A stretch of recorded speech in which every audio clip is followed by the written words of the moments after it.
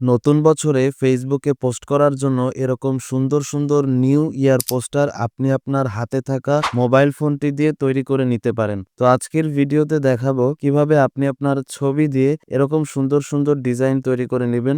এখানে portrait, landscape এবং square 3 ধরনের ফ্রেমই রয়েছে। তো আপনার যেটি লাগে সেটি ব্যবহার করতে পারবেন। তো ফ্রেমগুলো ব্যবহার করার জন্য এই অ্যাপটি আপনার ফোনে লাগবে। আপনি আপনার ফোনের প্লে স্টোরে গিয়ে সার্চ করবেন নিউ ইয়ার ফটো ফ্রেম 2025 লিখে, তাহলে এই অ্যাপটি চলে আসবে।